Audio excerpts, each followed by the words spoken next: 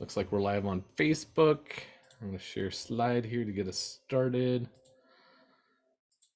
Welcome, people who are joining us. We're about to get going. I'm going to share screen here.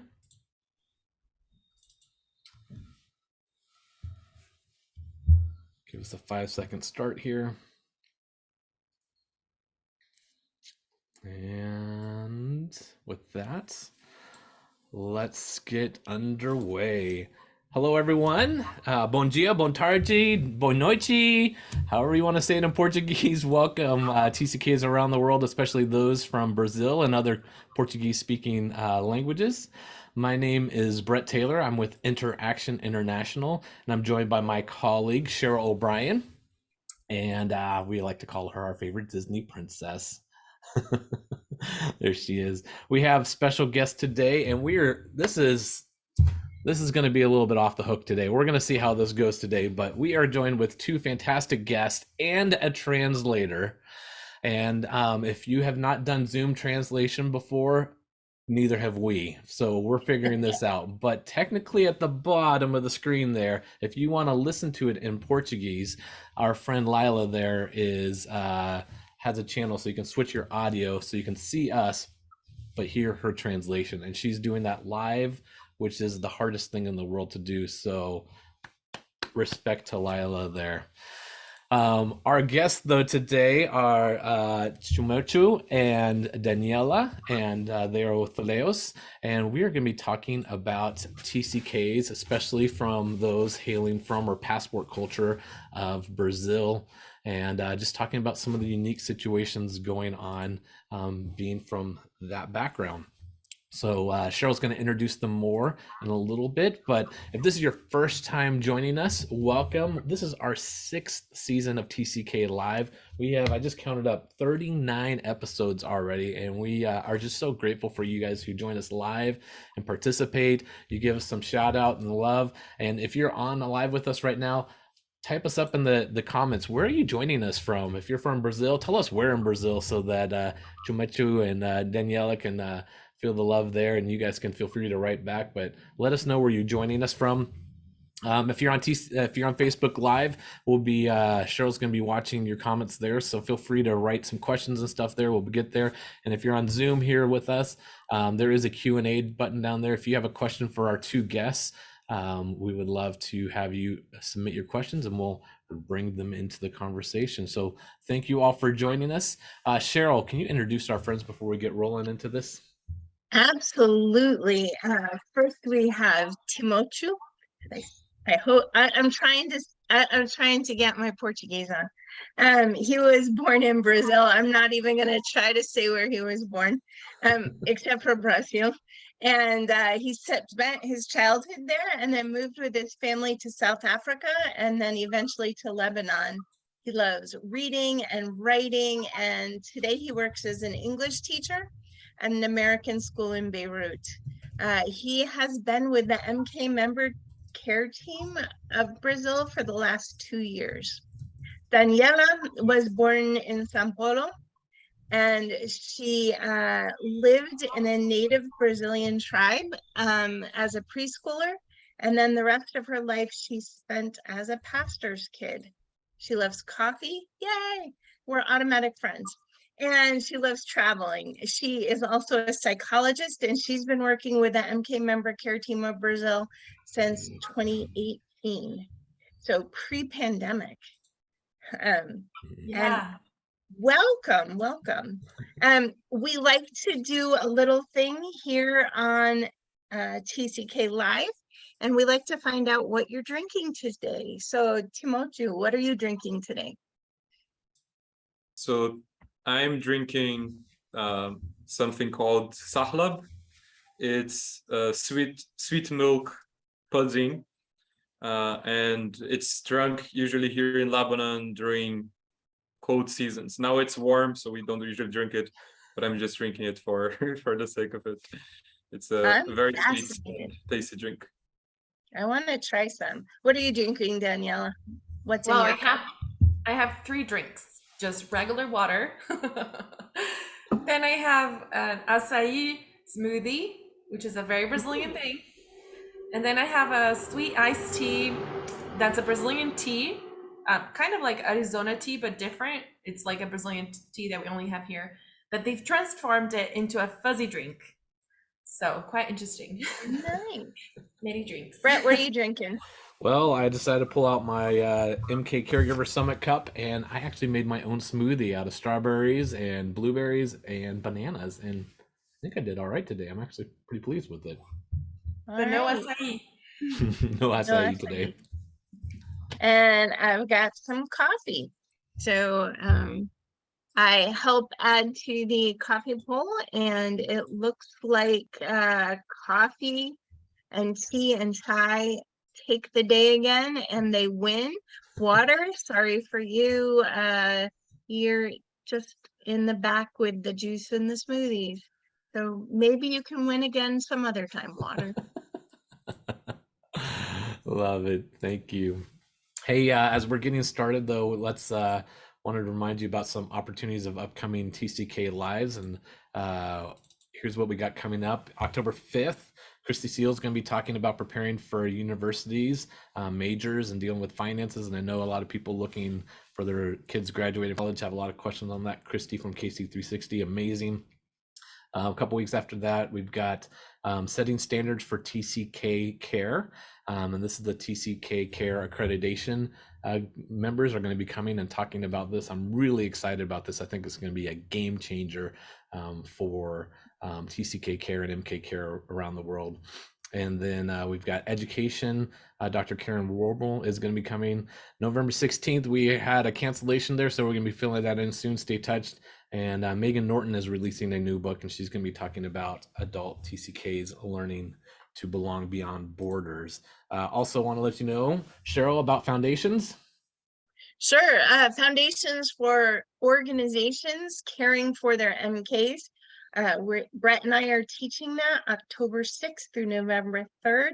It's specifically for organizations wanting to change their MK care program to increase their care, or for organizations who haven't had a program and who would like to know how to get started. We're your people. Yeah. We're excited about our Faith on the Move devotional journal. It is now available in Spanish, hard copy, and Kindle. And we're hoping actually by the end of this month to have it available in Portuguese, which is appropriate for today. So those of you guys who love your heart language is Portuguese will hopefully have that devotional. Great for teen TCKs who are in the midst of transition. And last but not least, Cheryl. Among Worlds is out. The new version is an open theme, so you'll find articles on everything and anything this month. Don't miss it. There's some really good stuff in there. Chumechu, do you think there's some really good stuff in it this issue? Oh yes, for sure. For sure. Is there any particular reason why you think there's a really good article this time? Do you have a favorite author by any chance?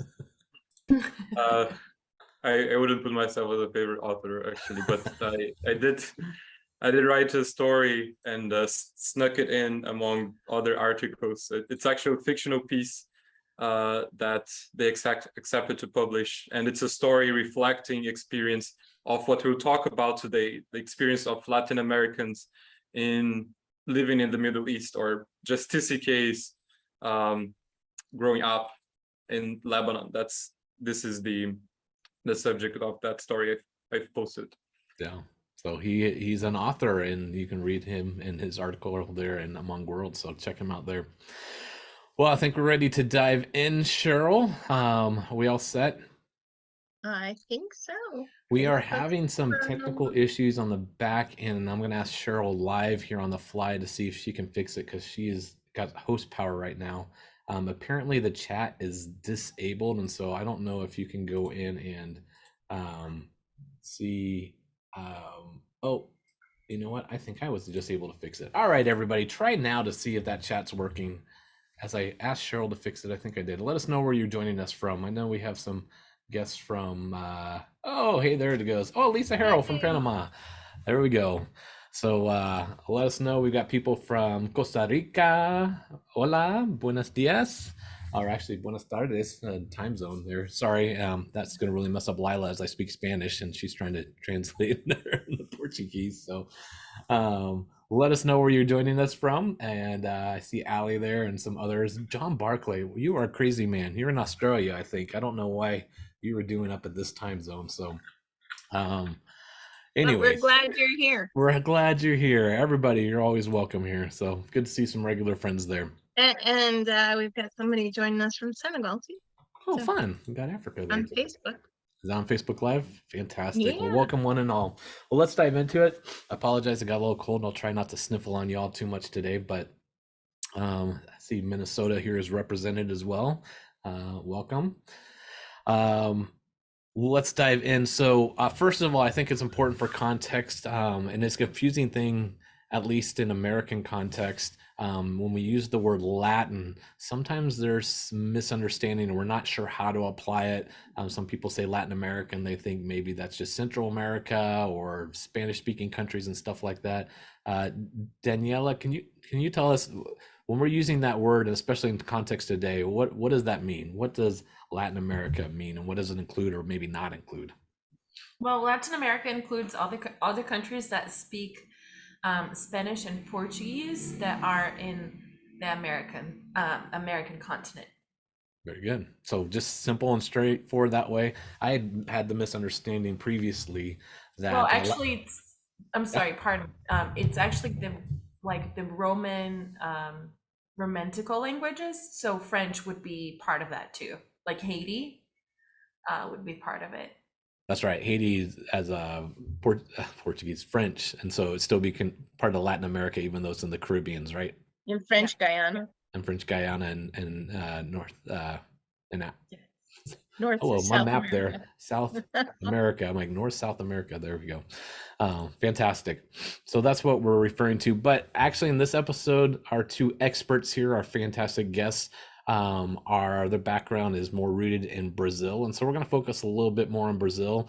And I'm going to actually in the process of setting up another episode on more of the Spanish-speaking side. So stay tuned. Maybe next season we'll have them on as a global spotlight. Laila, are we going too fast for you? Can you give me a thumbs up? How are we doing? All right, fantastic. She's going to need some coffee or something on this. So let's keep going on. For you guys as TCKs, Daniela, you were interesting in the sense that your TCK, MK experience was actually cross-cultural within Brazil. And Timoteo, you obviously moved the more traditional overseas outside of your context, but both of you guys had a cross-cultural experience. And so maybe let's start with staying local in Brazil. Daniela, tell us a little bit about what your growing up experience was like and how for you as a Brazilian crossing cultures within Brazil, what was that experience like? Big question, huh? Yeah, and in 30 seconds or less. No, I'm just kidding. Okay, I'll try. Well, to me, it was a very interesting experience, though, because I was in that context of native Brazilian tribe or national park, as we call it, when I was very young. And I didn't realize how much that had impacted me until I actually end up meeting Philhos, the ministry that we work now, which was in 2017. But I've always felt like an outsider, and I've always been kind of like the weird one. So even though I look very Brazilian, even though Brazilian has this wild variety of people and skin and color and what you look like, right?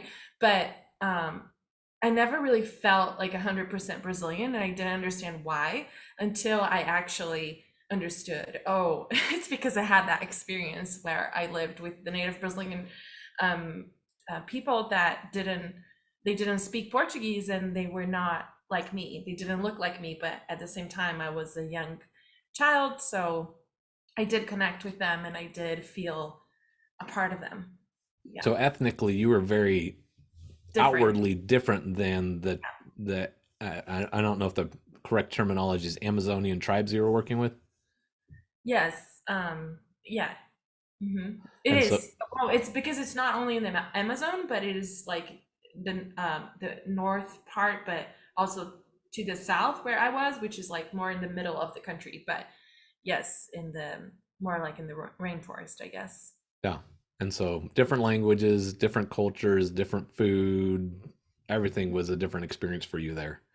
Yeah, different outfits, right? They all were like not a lot of clothing. Okay. Take some getting adjusting to right there.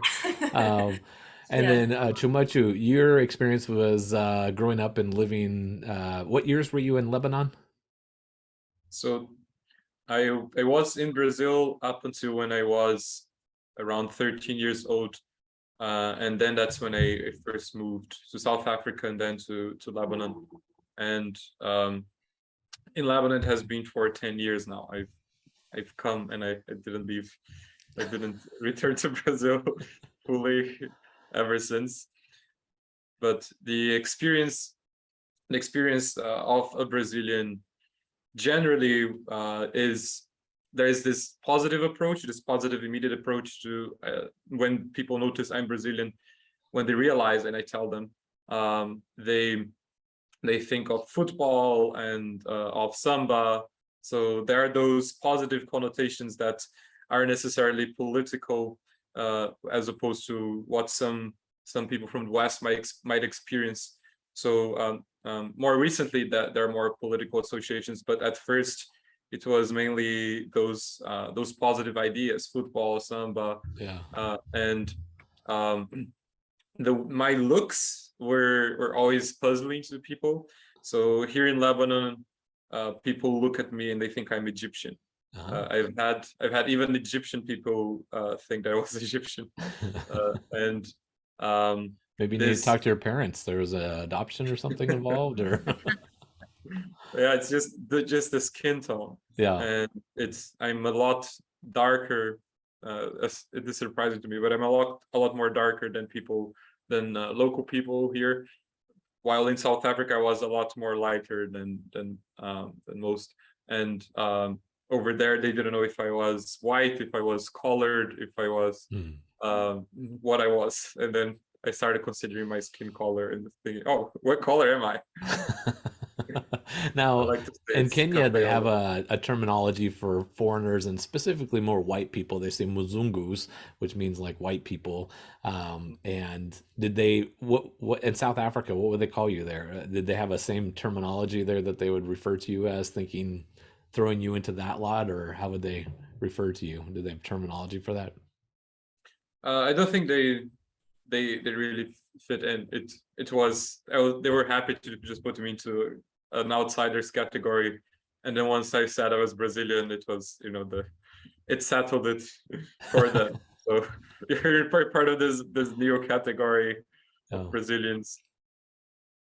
very good. So for both of you, experiencing cross-cultural context from the Brazilian roots, if you will, the passport country, we sometimes use that terminology. Your parents are Brazilian. Um, would you say that was generally a positive experience, negative experience? How would you describe how that went? Daniela, why don't you start? Was your overall experience living cross-culturally there positive? Yes, I think to me it was positive. I think coming back from that context and going back to the city and, not having a good reentry, that was very negative. But I think in general, I think the experience I had was positive. On the other hand, my sister, who is a bit older than me, she wouldn't say that. So that's interesting. Very good. What do you think the difference was for the two of you? Well, Personalities or age yes, differences? definitely. Yeah, definitely Myers-Briggs, just kidding. No, definitely. We have different personalities, different Enneagrams. No, but seriously.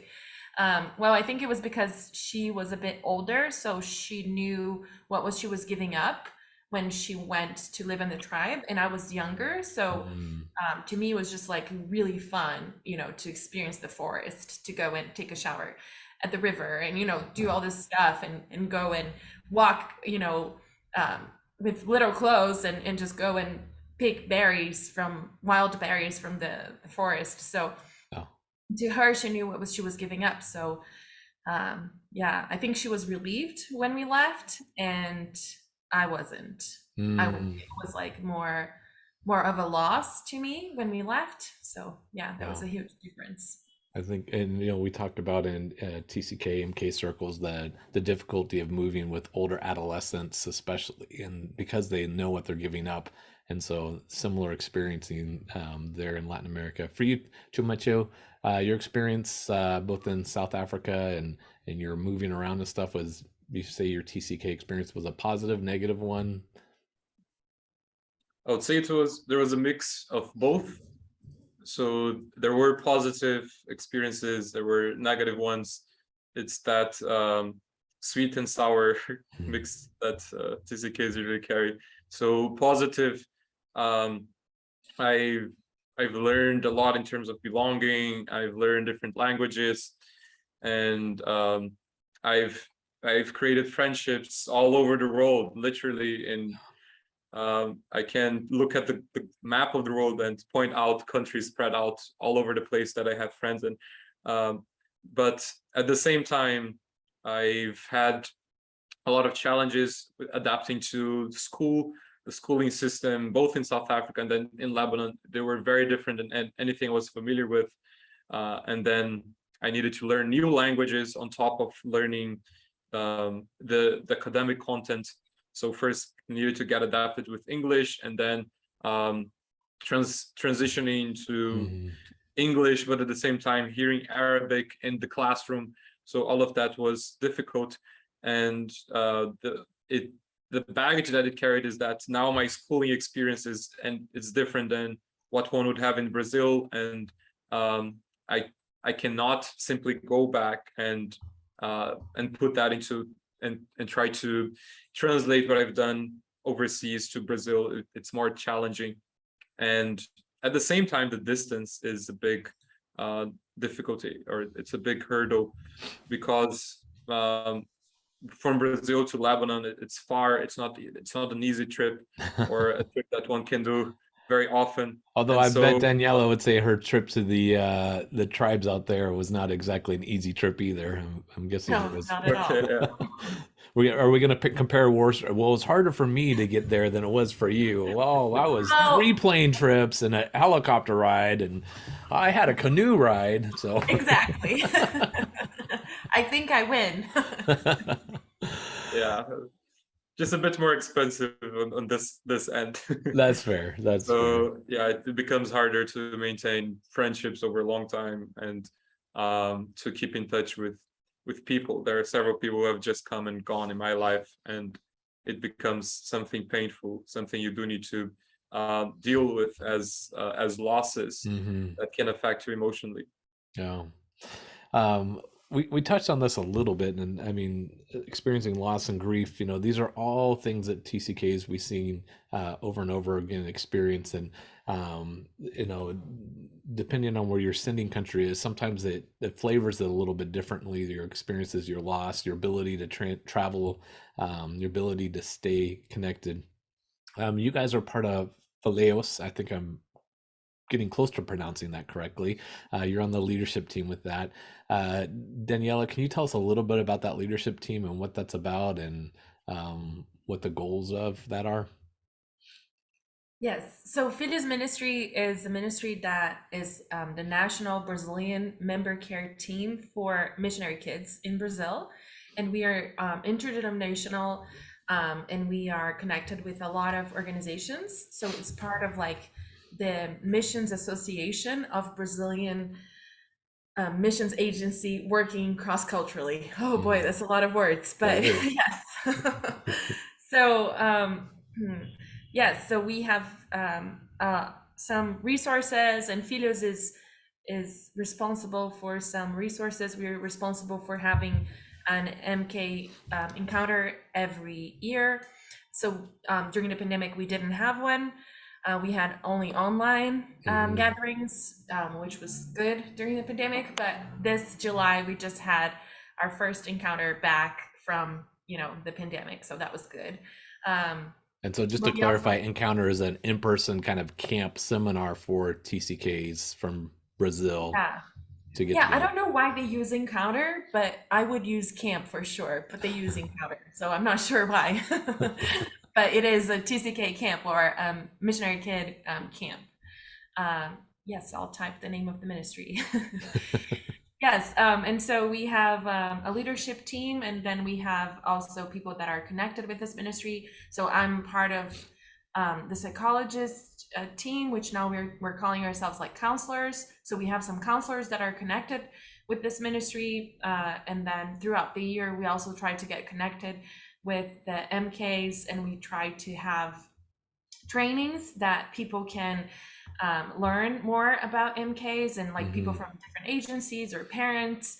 So we have now, because of the pandemic, we have this now online, which is a blessing, because before you had to go to have like an in-person encounter.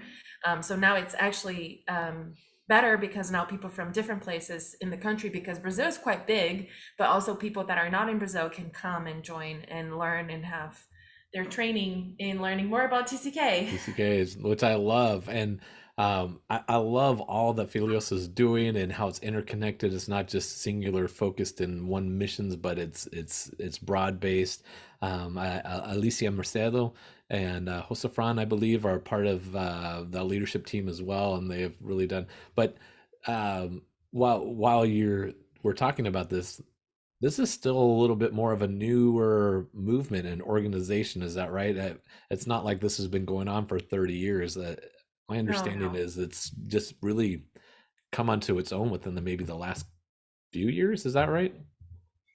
Well, yes and no. Philhos has started, so the MK care group started with WAC, which is Alicia's and Josefran's agency. So they started working with MKs there, and then they saw the need for the work to expand to other agencies and other groups. So then the National Missions Association Agencies group, they decided to have a ministry, like a branch of the missionary care movement, a branch that would take care of only the MKs.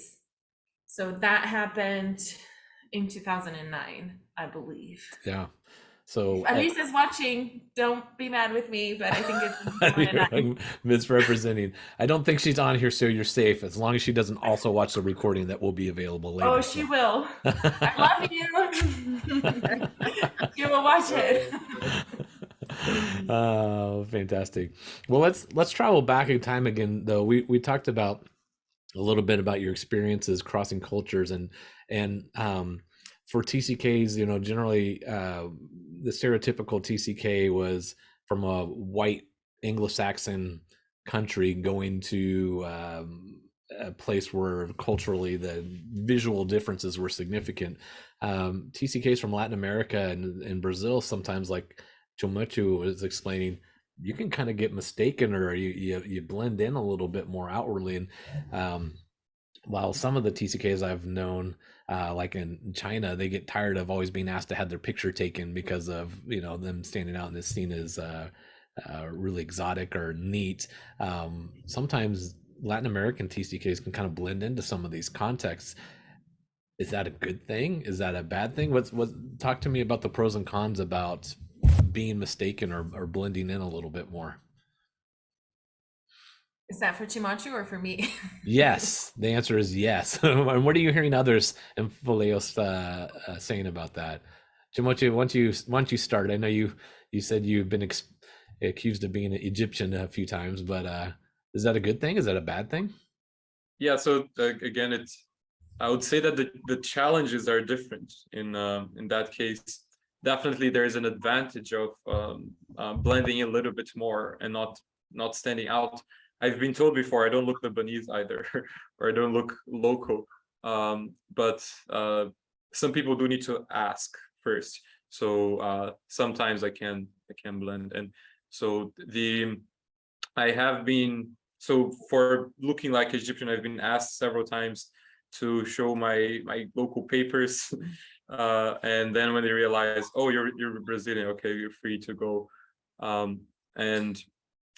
But I would say that this comes as an advantage in that we can pass off or be better accepted by people and make connections in a way that at some point they might look at you like someone who's coming from the region. There might be, it's easier for the person to understand. My brother, for example, several people, they mistake him for Lebanese, or they think, oh, he's fully native, he speaks Arabic so well, and he has the looks, and so that helps. Does your brother like that? I mean, he gets the best of all of it then, because living there, he doesn't have the accent that a foreigner has. He now ethnically looks like he blends in. That's great, right? Or no? How? Yeah, so I would say generally it's more of a positive thing. It still comes with the challenge of he's not from here, and that what he feels, as I would say, what I feel is not what others would see, and then I wouldn't feel like I belong to Lebanon, and at the same time wouldn't feel like I belong to Brazil. Yeah. So it's that TCK feeling. So there's still the mismatch, but it comes with better opportunities in at least in being accepted, or in joining certain circles that maybe someone with a different, who would stand out more as a white-skinned person in China or in an African country, would probably even be excluded from certain circles just based on their looks. And I don't think we have that here. Yeah, we talk about in TCK Care the diagram that Pollock and Van Rieken developed, the hidden immigrant. And so generally the hidden immigrant is when you go return to your passport country, but in a weird way, for like your brother in particular, and I imagine for some other Latin American TCKs, you can almost apply it in a different context in the country, their host country, if you will. Daniela, you want to speak to that at all? Yeah, I think for sure. Like, I think, there's some extent that can be positive, and I think it really depends on your experience and like what are you talking about? Like, what's your skin color? What context are you in? I don't think we can say, oh, black and white, it's good or it's bad. I think it's just a mix of both. I was definitely a hidden immigrant when I was in the States. Yeah. So I don't think, to some extent it was good, because maybe I didn't have as much prejudice, or people would treat me, as equal, but internally they would expect me to behave in a certain way that I didn't, because I am Brazilian and I'm 100% Brazilian. I mean, like, I'm a TCK, but I'm 100% Brazilian, like my parents are not American. Like, I don't have American background. So I would say it really depends. And I think, as Brazilians, and maybe some other people from Latin America, they could feel hidden immigrants in their host country and in the passport country at the same time. So that's conflicting. That's just, I love, and this is the stuff that's mind blowing, because out of the stereotypical TCK models we see, the way Latin Americans, Asian TCKs are expressing the issues they do, it's not always the same. There's some unique differences and stuff. One of the differences I think that is worrisome to me has to do with education. For example, most international schools are geared more towards English speaking education. And so as TCKs from Latin America, Brazil, head out, and Timoteo, I think we were talking about this before, your education was primarily in English, is that correct? Yes. So how did that impact you then? And is that why you're staying in Lebanon? You can't, you're like, I'm staying there. I can't hack it in Brazil. Is that what's going on with you? Partially, it is part of the issue. I was interested in languages, and more specific English, and so I saw an opportunity here. But this issue of English being the primary language of most international schools, or most schools in different parts of the world, that tends to be something that maybe Western TCKs would find as an advantage, given that English would be a primary language or their mother tongue in most cases. While for Brazilians, it's difficult, because not only do we need to learn English and then maybe local languages, as my brother and I needed to learn Arabic, but also we don't have the support that we don't have educational systems outside of Brazil that would reinforce our learning of Portuguese, for instance. It would be totally on our own. So it is, I think it is common, or more common at least, among and TCKs from Korea, that they would find a Korean school in or a group of Korean foreigners or living in the local country, that they would come together and learn about their educational system and learn their language. But we don't have that as Brazilians, and the result is that once TCKs complete their education, be it high school, once they complete high school, they find themselves needing to go back to Brazil, and then in quite a few cases, they're not going to be prepared with the language. And that was my case, because I was not studying or preparing for Brazilian official exams. My Portuguese was declining, and I did all my high school in English. So all of those intensive years of writing, of reading, it was everything in English, and I missed it out on Portuguese. So I wasn't prepared at all to. And the to go curriculum back. is geared towards more of a American or European curriculum, and so sometimes the crossover you're missing, history of Brazil, it's not being taught in the international schools, and Yes. and other things like that. Geography. Daniela, what support, or what can be done, or what's being done for TCKs that have gone out from Brazil who are trying to come back in, but the education system there is not ready for them? What advice are you giving to these type of TCKs? What can be done? Well, we have a book. We have a book that at least I wrote, that's called Global Student, and it talks about, like, it's a basic guide for the academic life of the missionary kid.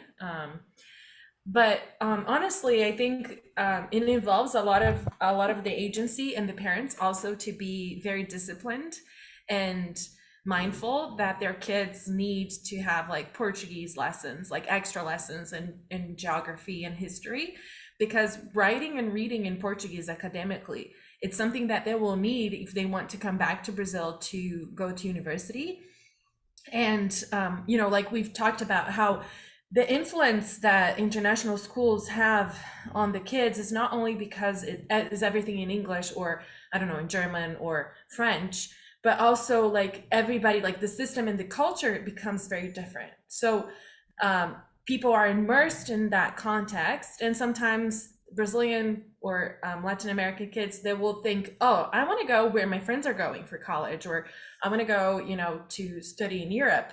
And sometimes, and I would say a lot of times, they don't have the finances to do that. And so that can be quite frustrating, and that can be quite, a difficult challenge that they will face, because maybe they didn't have the discipline. Because come on, it's very hard, you have to study your curriculum, and then you have to study, like, extra hours to get your Portuguese in, and to get your history and your geography. So it can be quite challenging. So I want to circle back around. So, I mean, first of all, we're just pointing out, and I see, like, Korean missions organization stuff trying to do the Hagwons, I think. Hagwon. Yeah, Hagwon. they're trying to keep the Korean culture so that their families are better prepared, but I don't see that existing in Latin American cultures or other contexts, and I see a real need there, and I like to see that work, because it's hard to move back. But you've brought up, Daniela, an interesting point that I think we need to reemphasize here, is that TCKs who've come out from Brazil and are in these international schools are getting educated in English. And so they may have the same academic standing, but there's still a disparity, because you're saying that the other expats coming in from Europe and North America, they come with financial resources that aren't available and aren't coming with the Latin American TCKs. And because of that, less options. Is that what you're saying, Daniela? Yes, I think for sure. And also, even, like, thinking about visa or passport, right? We don't have, like, a strong passport. I don't know, that's not fair to say, because No, I it's think, true. yeah, I mean, I believe that the other countries have even a harder time moving and doing stuff globally. But we don't have like a strong passport that we can go, let's say, to the States and say, okay, I'm gonna, have this huge debt in college fees because I want to go to college so much. Like, that's ridiculous for a Brazilian to do because the currency difference is huge. So that would be like a huge debt. So unless you have a lot of scholarships, and I mean a lot of scholarships, you're not going to be able to do that, and I believe that sometimes parents, missionaries, they put a lot of effort for their kids to have a good education on the field. And so they will save up every penny to pay those fees for the international schools, but thinking in the long run, maybe they'll not be able to save up so the kid can go to Europe to study for university or to the States, so yeah, so they'll need to come back eventually to Brazil. Yeah. Well, because we do have some very good universities here in Brazil that's free. That's like the government pays for subsidized, right? Yeah, like But 100%. you need to be able to 100% get into it, and if your Portuguese isn't at an Exactly. academic level, then you can't go to college, even though you've been So Is I think is it at all common for Brazilian families, like after their child graduates from an international school in English, that they go back and repeat like their last 2 years of high school in Brazil so that their Portuguese and their academic Portuguese is university acceptable in Brazil? What people some do, like what some people do, is that they come back and they do, because we have a lot of preparatory schools that are like, I don't know how to say in English, but Junior it's like college? not really junior Community college. It's like a prep school. They go for like taking their SATs per se, for the Brazilian ones. So people sometimes, like if they want to study medicine, even like people that have lived their whole lives in Brazil and they've done the whole academics in Brazil, they still sometimes will stay 3 years studying to get into medicine, because medicine is like very hard to get into. And there are a lot of people that want that. So so that's why they already have this, which is called cursinho. I don't know if Timoteo has a better word for it. Yeah, these are just private schools where the kids are tutored to learn yeah, at university. Yeah, but people usually they go to those schools after they're finished their senior year in high school. Okay. Yeah. So that's an option for sure. Yeah. I was thinking also in terms of international schools, like they might have athletic teams, or they might have different things, offerings in the school, and then that might cost extra on top of the regular school fees. Or I've known some international schools that will send their teams to other countries to compete in international school competitions, and then that's an extra cost. And so even within a school, Latin American TCKs are sometimes being excluded within their schools. They're already being stretched and then have to miss out on opportunities. Is that, I'm anticipating that's the case, but how does that play out? Yeah, I think that's right. Sometimes they'll feel the financial conflict will be something that will make them feel that they don't belong fully, because finances is also something that could bring belonging. Yeah, So, too much. I think you were telling me a story about on holidays. Some of the others at the international school would go to Europe for the Alps or vacation and do things like that. And your family? Yeah, they would just stay over in Lebanon. But I just want to point out a comment that Lisa Harrell made there, that asking, okay, do Brazilian case even have the initial budget to send their kids to international schools in the field? And that's a reality. I mean, my family didn't.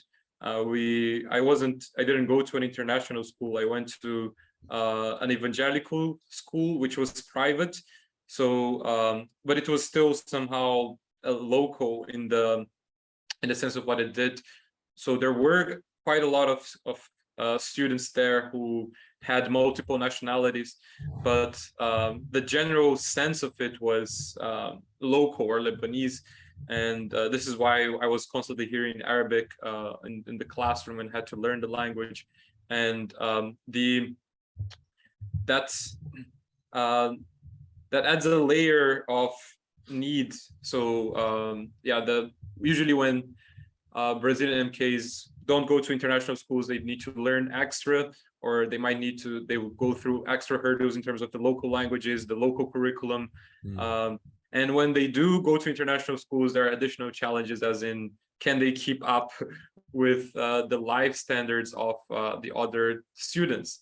And now I work at an international school. I know what that is like, and it's cost after cost after cost. You know, the tuition is beyond crazy. And then every single event you need to pay, okay, an event here, pay $20, and another event there. And then for them to socialize and go out to hang out with their friends, all their friends hang out in places that are very expensive. And so it's just a lifestyle that is not a reality for MK families, and definitely not for Brazilian MK families. So let's now take this back. So you've lived overseas. Some of these TCKs have gone to some of these international schools that have prepared them for more of an English European education. But then I think, as I was talking to you guys before, coming back to Brazil, or the message back to the Brazilian friends, it gets a little complicated, especially for the missionary kids, right? That's my understanding, is that you have to have these awkward conversations about why you're getting such strong education overseas, and that seems a little odd that there's missionary parents spending that much money on your education. Is that issues for you guys? Yes, for sure. I mean,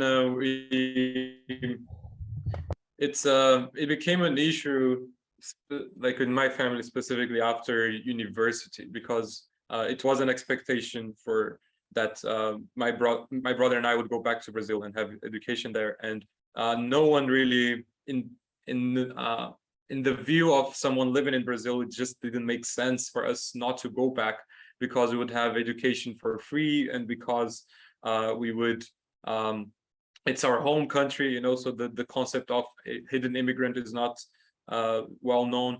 So it did become an issue, and then we ended up doing a lot of sacrifices in terms of daily things, as in, okay, this month we're not going to go to the cinema at all, or we'll really cut down the budget of what we can bring home. We'll eat very simple foods just so we pay for that educational fee. So my family ended up trying to cover those costs, because it's just challenging. You cannot advertise it or make a campaign, a public campaign, saying, okay, let's support missionary kids' education abroad. There were people who were supportive on an individual level, and then God opened doors. There's an embarrassment factor there of asking for that type of funds for that. Is that what I'm hearing, Daniela? Yeah, for sure. I think it's also like there is still that's so tricky. I mean, that's so deep into Brazilian background, but there's still like this belief, I think, like the belief that missionaries have to suffer and they have to endure, and and they have to eat dirt and and not have good gifts from the Lord. But we know that our Lord is a good father, so he's going to give good gifts to his children, and missionaries are his children, and missionary kids also. So I think it's tricky, because if you do advertise like, okay, I need this amount of financial support so my kid can go to this international school, kids are like, I mean, not kids, but people would be like, okay, my kids are not going to an international school, so why should I support you? So I think it's very tricky, and it can be very hard for people to, okay, I'm gonna blast this family and this is the best education system that they can have, so I'm gonna support them in that, so I think it's very complicated. Yeah, it gets awkward for sure. There's an increasing number of families heading out from Latin America across the world globally, families for business, for embassy work, missions especially.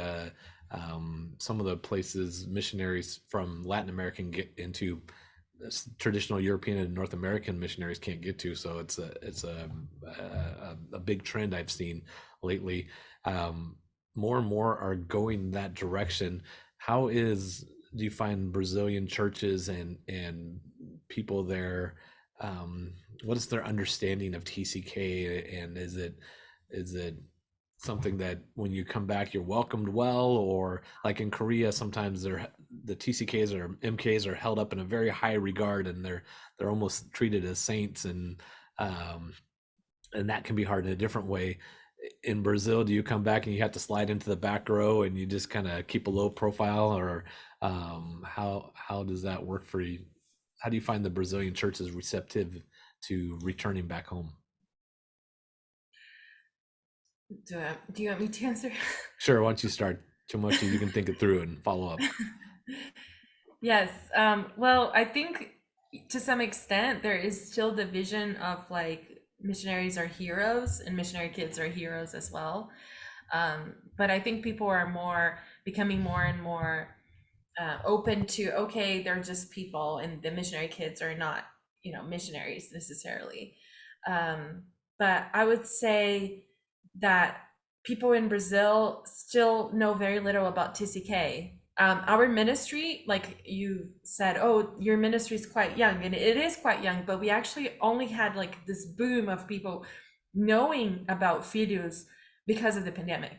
So the pandemic turned out to be a great blessing for us because, all those missionary kids were at home or they were stuck in Asia, and then parents were like crazy, like what I'm gonna do with my kid, and then all of a sudden Philhos became, like a celebrity. So you're saying COVID was a good thing? Yes, that's what I'm saying. I think you're the only person in the world saying that right now, but okay. No, I'm sorry. No, I'm saying I'm teasing you. Yes, I know, right. But I have to watch my words because this is going to be recorded. So people are going to watch. This girl is crazy. No, I mean, yes, the pandemic. We understand what you mean. Sense. Yeah. We got you. Timoteo, how did you and your friends experience returning back to Brazil, and people getting your TCK-ness and your hidden immigrant status in your home country, if you will? So there is there's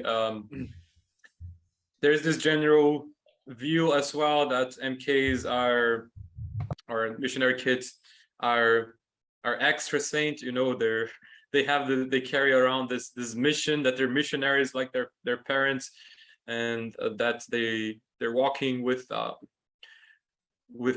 God in a very special way, which they are, but like not in the way that they view with the halos on our heads. But on top of that, there is this attitude that the country, depending on where you're coming from, now we're safe, we're home, we're somewhere, we're no longer in that war territory. In my case, coming from the Middle East, there is all these stereotypes, and people say, "Oh, you're back. You're not in that horrible place anymore. So now you're going to stay over, right?" It's there's that expectation that when we come back, we're safe from having we're just having a break from all the terrible experiences we're having in the past, and that's not exactly true. So I would say it goes on those two false ideas. One, that we are more holy than other people as MKs, and that we're constantly yearning to go back to the passport country, going back to Brazil, and suffering in the other country. So that's these two big false impressions that I've had to deal with, and I know of other missionary kids who have gone through similar experiences. Yeah. That's hard. And starting to wrap up, one of the things that, as we look at Philhos really coming into its own a little bit within the last few years, Daniela, you held up a book, but if you speak English, You have a lot of resources about learning about TCKs and missionary kids. There's groups, there's Facebook groups, there's Instagram, articles, blogs all over the place that you can find in English. Hundreds and hundreds of books, from children's books to research books, papers being done on this. Portuguese, though, we were talking about that. How many hundreds of thousands of articles and stuff are available in Portuguese for TCKs? 100,000. Well, no, we have some books, I would say, not nearly as much as in English for sure, but we have some, like some books that are, from missions agencies, some books that our ministry wrote, our leaders from our ministry. So Alicia wrote this book that is We Are on the Move. Alicia also organized this book that is Raising Children Between Cultures. Jen, who was our other leader, she also wrote this one, Families Going to the Fields. We also have Gile's book in Spanish, which is very good, Hijos de una Vieja sin Nombre, which is very good. And for Brazilians, we can read Spanish, so that's good. I think most of us can read Spanish, I would say, or some of us. But anyway, there's also this new book that it's a children's book that some person from our team, who was recently from our team, she was a missionary, she wrote this children's book, which is from this little giraffe on her adventure. So that's for your kids. And also there's something that's very good that we are translating. I mean, the ministry, Philhos, is translating Ulrika's book. So that will be out soon. And I mean, this book is so practical. So we're very excited for that. And we want everybody to have it. And our National Brazilian Conference of Missions is coming up in November. So yes, we are hoping that a lot of people will get to know more about Philhos and know more about TCKs there. So prayers are appreciated.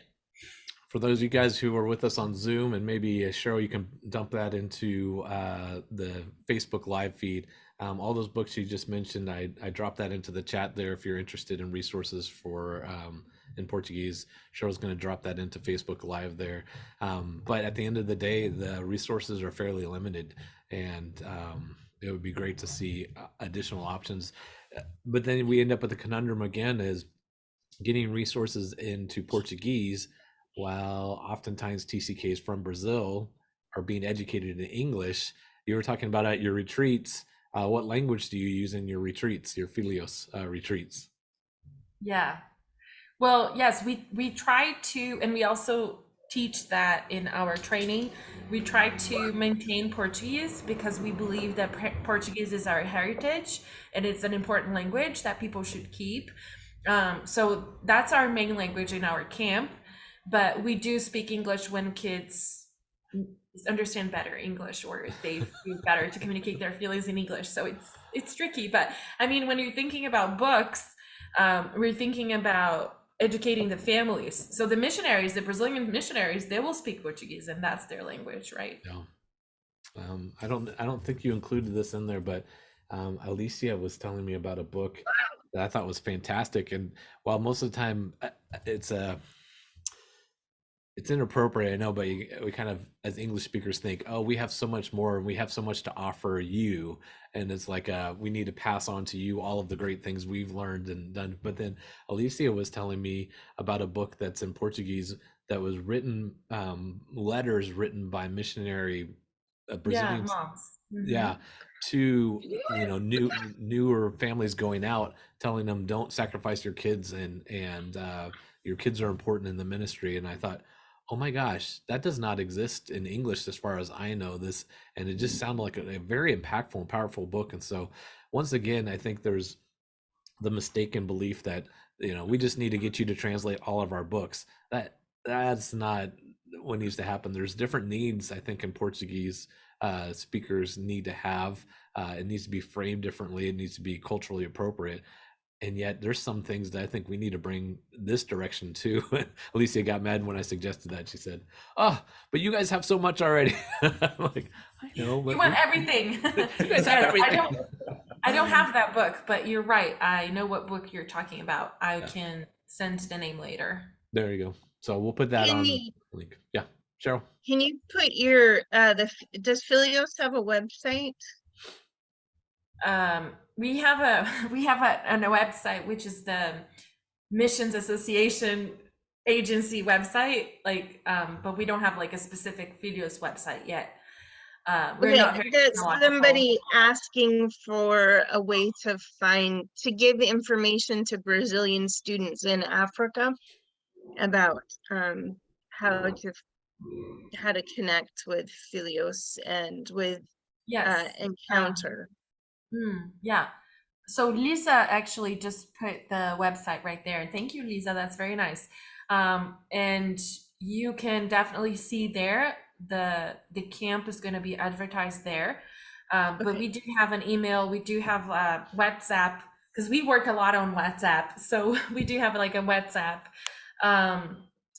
mailing list. So if you want to get into that mailing list, you can text me or email me and I will connect you. Yeah, you can put that on Facebook. That would be great. Thank you. Thank Okay. you, Lisa. I've got the website on Facebook now. Good. And you said, and there's the WhatsApp number. That's my number. So if you Are have you WhatsApp, sure you want to go that out like that? That's only okay. to, oh, it's to the panelists too. Okay. No, but you can put my email on Facebook. That's okay. Okay. Not I'll put my that. cell phone number, but Not my your cell- email. That's fine. For those of you guys, well, we'll copy and paste this. If you're watching this later, we're gonna put a link with a document with some of these resources available. So when you find it on our webpage, you can find a PDF to download and go there. It's at interactionintl.org and look for TCK Live. And this episode will be there with a document with all that. So wow, you guys, I feel like we could keep talking. There's so much richness there. It's so unique what is happening. I love the momentum, the positive energy Philhos is doing there, especially for Portuguese speaking TCKs. I'm so glad you guys took the time. Laila, oh my gosh, give you some coffee or mate or whatever you need. You got your drink there. You're fantastic. I don't even know how people can like hear and then speak. So thank you so much for all of that. I'm gonna let her catch up a I little can't bit. hardly speak, let Yeah. alone listen and speak. Very good. Hey, as we're wrapping up though, just want to remind you again, for those of you guys who joined late, we do have some upcoming TCK lives that you can register for online. Go to our website, interactionintl.org, and there you will see some of the upcoming TCK lives we have. And love to have you join us. Love your questions. And as we go into our Q&A at the end here, I think Lisa Harrell gave us a good trick question here. I don't think she meant to kind of get you, but she brought up Belize. And we talk about Latin America. Does Belize, which is an English-speaking country, count as Latin America? So in theory, Latin America is only from the Latin language background. Right. That's in theory. So yeah, we need to hire a geography person to clarify. But English is half Romance language that's true. and half Germanic. So basically the United States is also Latin America. Is that what you're trying to go for?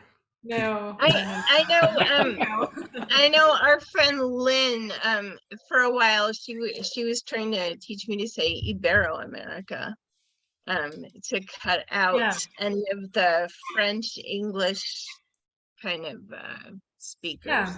Ibero-American is a good terminology as well. And that would include everybody from the Iberian Peninsula who came to America. Yeah. Oh. So that would include Portuguese and Spain.